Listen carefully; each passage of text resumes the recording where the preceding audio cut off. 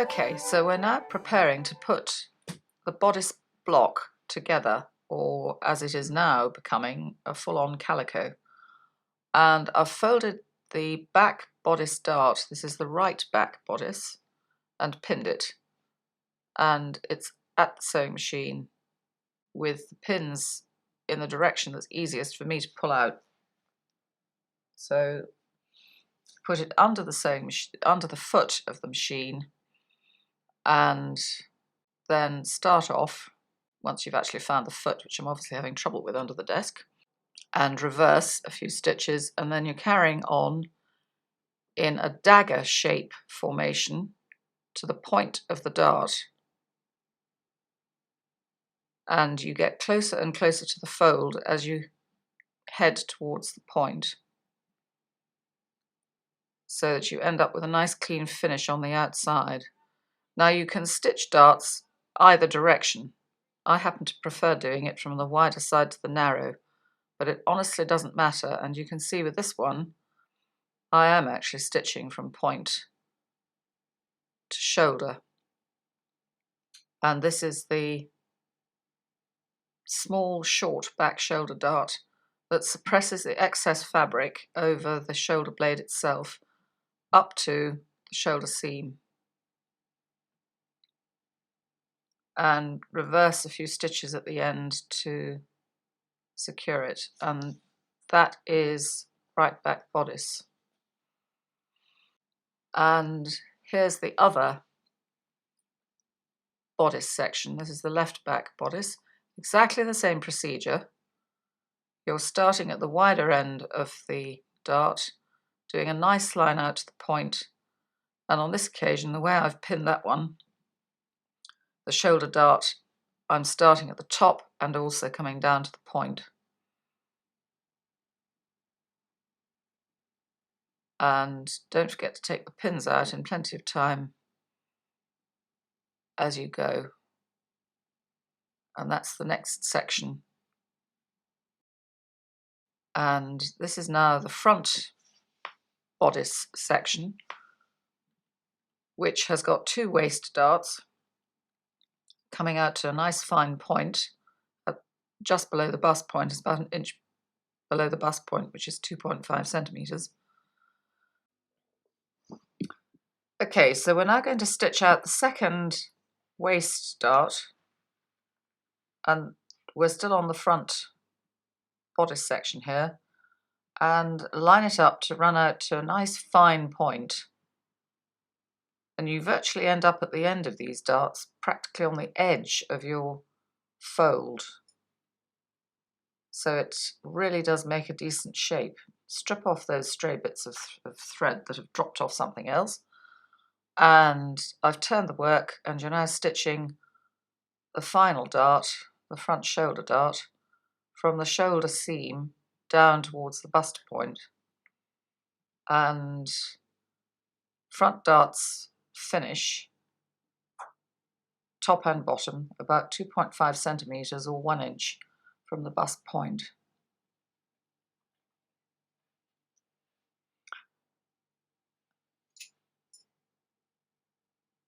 So turn the work and stitch out the second shoulder dart, and I've pinned that so that both of them are stitched from the top.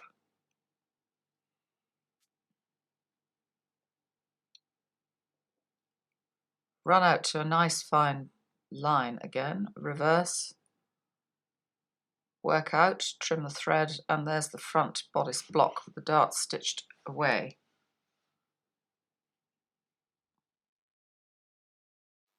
I've now come across to the ironing board to show you how to press your work. There is a difference between ironing and pressing.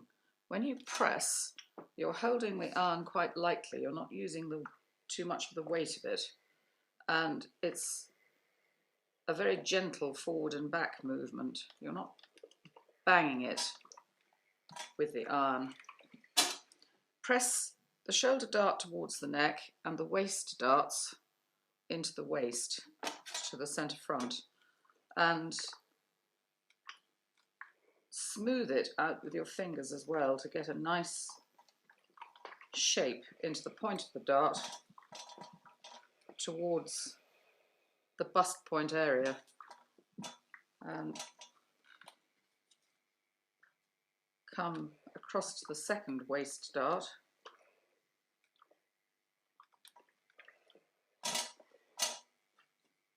and then turn the work around to do the final one, and you're splitting it in a sense with your fingers so that you're pressing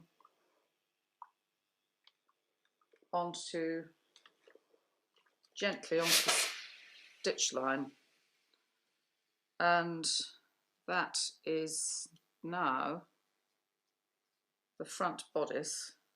I'll put the sticker this way around with the darts stitched out.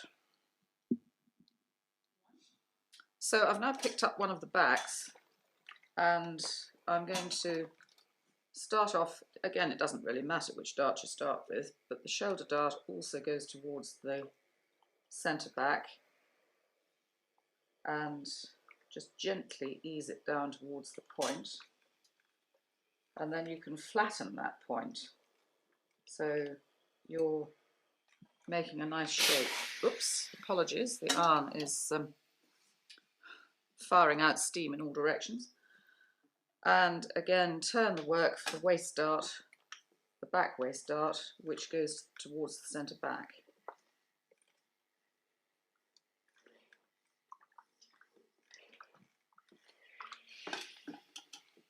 And then to turn it over and show you, and this now becomes the left back when it's put together. So you just swap the labels.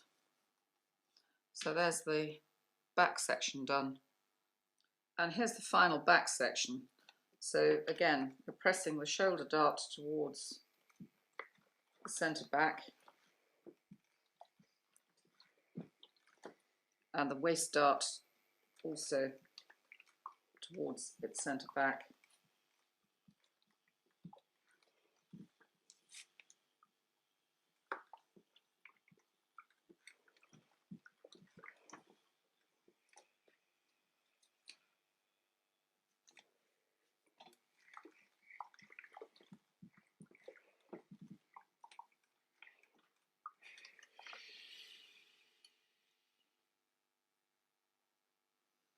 So that's the final back section. I've now got the front bodice with the label uppermost on the ironing board, and I'm going to start by joining the shoulder seam to its back, and you want the left back bodice for this side. Pin the dart seams together, and you will notice that there's a slight discrepancy between the end of the front shoulder seam and the back, and this is called ease. It's supposed to be there. There's always a little bit of extra length on the back shoulder to get over the shoulder blade itself, so you can pull that into the seam, and as you stitch it, it will go into the work. It is supposed to be part of the garment. Pin back up, matching your notches at the neck edge.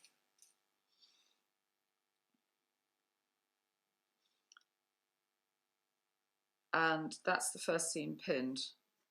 I've now moved across to the side seam, and remember that this has got a 1 inch or 2.5 centimetre seam allowance, and you need to match the balance mark notch, that's about 1/3 of the way down, and match the notches at the waist.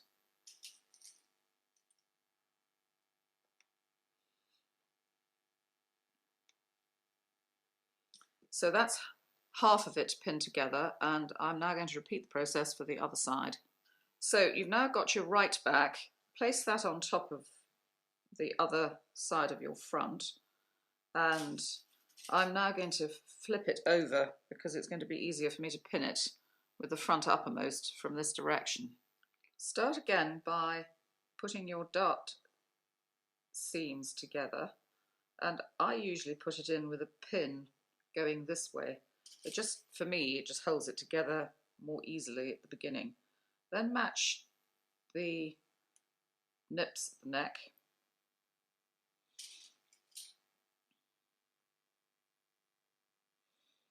and come back down to the outer edge of the shoulder seam, and you will remember that your seam allowance here is 1.5 or 5/8 of an inch. I'm now at the other side seam.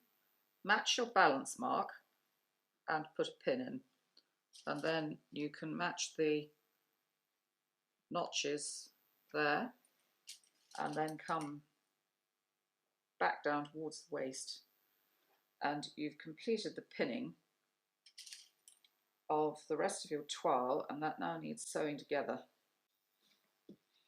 I'm now back at the sewing machine, and I'm going to start off by stitching one of the shoulder seams together. You need to take the pin out before you start, otherwise you'll break your needle if the needle hits the pin. Most modern sewing machines have a calibrated plate below the foot, which will give you a clear seam allowance line, and I've put mine onto the 1.5 5/8 of an inch allowance, so you don't have to guess it, it does it for you. You just keep the raw edge of the fabric to that line, and remember that you have to do a slight pull on your shoulder seam for it to absorb that little bit of ease that goes in there. If you find that the foot is hitting the dart and pushing it away from itself, pick the back lever up and just push the fabric back underneath.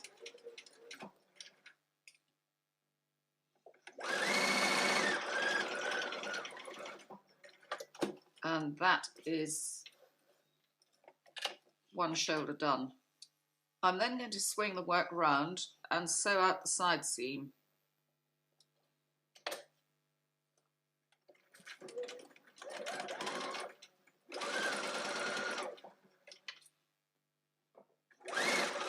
And you just check as you go that your raw edges of the seams are still together properly. Sometimes they do move.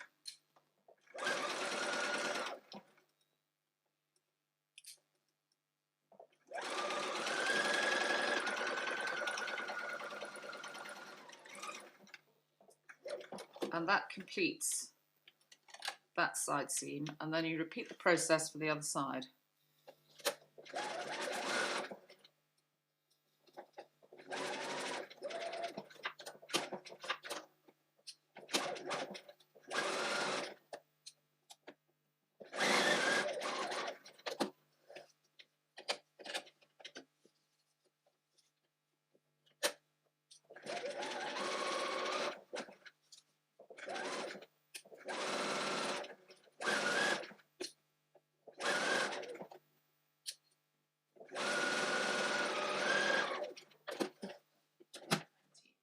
So I'm now back at the ironing board where I'm going to press the side seam open. You can finger press this, calico is quite obliging that way, and I do tend to start that and trim all your stray ends off at this stage, any threads on the ends of darts. Just tidy the work up, and then press the side seam and repeat the process for the other side seam. When you come to the shoulder, put the work open over the end of your ironing board because it's easier to access the area that you're working on. And it also gives you the opportunity to come back down to the point of the dart, the back shoulder dart, and give it another smooth bit of smoothing down, like that. And now we can repeat the process for the other shoulder. Having done all this, you can now go and try it on the stand.